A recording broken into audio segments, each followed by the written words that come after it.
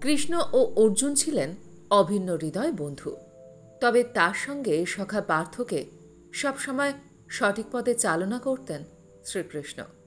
বিশেষ করে কুরুক্ষেত্রের যুদ্ধের শুরুর মুখে অর্জুন যখন দ্বিধাগ্রস্ত হয়ে অস্ত্র ত্যাগ করেন, তখন তাকে গীতার উপদেশ দান করে জীবনের আসল উদ্দেশ্য বুঝিয়েছিলেন শ্রীকৃষ্ণ। কৃষ্ণ ছিলেন সেই গুরু যিনি শিষ্যের কঠিন সময়ে তাকে ত্যাগ করে যান না। গীতার বাণী আজও আমাদের জীবনের সঠিক পথ দেখায়। তাই গীতাকে বলা হয় জীবনের শ্রেষ্ঠ দর্শন। আমাদের মনে এমন কোনো প্রশ্ন নেই যার উত্তর গীতায় পাওয়া যায় না। আজ আমরা জেনে নেব গীতার কয়েকটি অমূল্য শিক্ষা সম্পর্কে। ঈশ্বর আমাদের মধ্যেই আছেন, আমাদের সঙ্গে ভগবানও কষ্ট পান এবং ভগবানও আমাদের সঙ্গেই আবেগতাড়িত হয়ে পড়েন।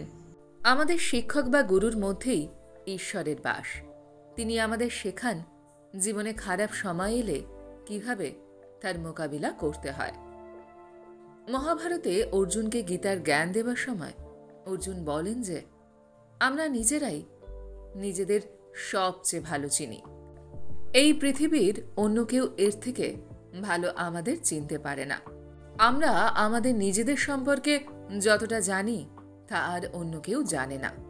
কোনো মানুষ যেদিন নিজের দোষ গুণ সব জেনে যাবেন তাকে আর কেউ আটকাতে পারবেন না।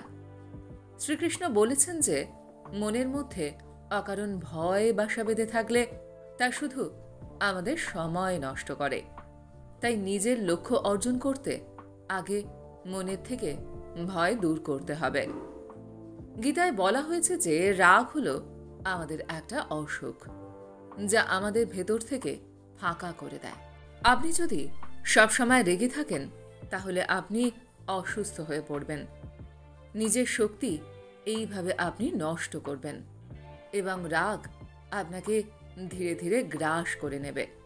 তাই রাগ নিয়ন্ত্রণে রাখা জরুরি।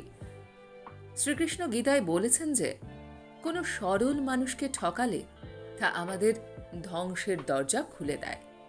প্রথমে ওই ব্যক্তি নিজের জয় উপভোগ করে, কিন্তু ধীরে ধীরে তার সঙ্গে এমন কিছু ঘটনা ঘটতে থাকে যা তার পতন অসম্ভাবী করে তোলে। শ্রীকৃষ্ণ আরও বলেছেন যে জীবনে বন্ধু থাকা জরুরি, কিন্তু একা হয়ে যাওয়ার ভয়ে কখনো কোনো ভুল মানুষের সঙ্গে বন্ধুত্ব করা উচিত নয়।